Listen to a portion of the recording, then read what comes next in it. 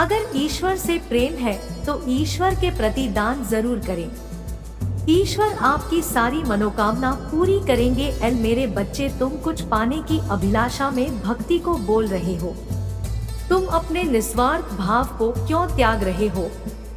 मेरे बच्चे, जीवन में कष्ट और परेशानियां तो आते जाते रहेंगे, परंतु जो तुम मुझसे मांग रहे हो वह तुम्हें ना मिलने के कारण तुम मुझसे नाराज हो रहे हो। तुम मेरी आराधना केवल अपनी इच्छा को पूरा करने के लिए कर रहे हो। क्या तुम मुझसे प्रेम नहीं करते?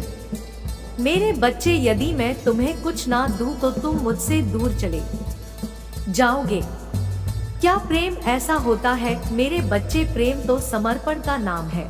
तुम्हारा समय आने पर तुम जो चाहते हो वह तो तुम्हें मिल जाएगा, परंतु मेरा प्रेम वह तो तुम कभी प्राप्त नहीं कर पाओगे। यदि तुम मुझ पर पूर्ण विश्वास करते हो, तुम्हारे मन में स्वार्थ की भावना नहीं जाती।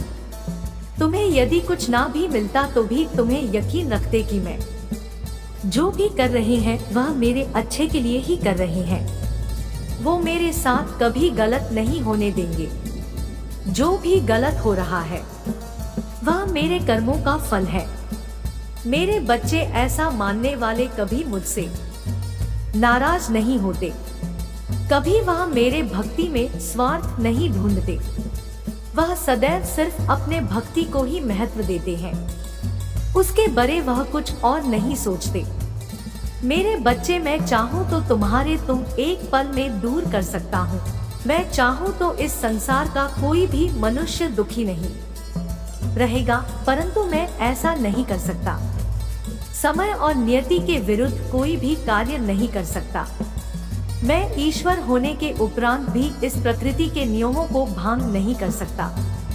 मुझे भी अपने भक्तों को उनके भक्ति का फल देने के लिए समय की प्रतीक्षा करनी पड़ती है। जब तक वह अपने कर्मों को सही नहीं करेंगे तब तक मैं भी कुछ नहीं कर सकता। निस्वार्थ भाव से तुम जो भी करोगे वह तुम्हें कभी दुख नहीं देगा, किंतु जो कार्य तुम कुछ पाने की अभिलाषा में करोगे वह तुम्हें ना मिलने पर पीड़ा अवश्य देगा। अब मैं समझता हूँ मेरे बच्चे, तुम्हारे जीवन के दुखों के कारण तुम ऐसा कर रहे हो, परंतु मेरे बच्चे, तुम्हें खुद को समझाना होगा। नकारात्मक विचारों तुम्हें खुद से दूर करना होगा। यदि तुम मुझसे प्रेम करते हो, मेरी सच्ची भक्ति करते हो तो तुम यह अवश्य कर पाओगे। अपने अंदर की नकारात्मकता को तुम अवश्य खत्म कर पाओगे। मैं कभी नहीं चाहूंगा कि मेरा कोई भी भक्त गलत दिशा में भटके। मेरे बच्चे, मेरी कही बातों को सदैव स्मरण रखना। सदा खुश रहो मेरे बच्चे। अगर ईश्वर से प्रेम है तो ईश्वर के प्रति दान जरूर करें। दान देना धर्म का कार्य है ईश्वर के प्रति।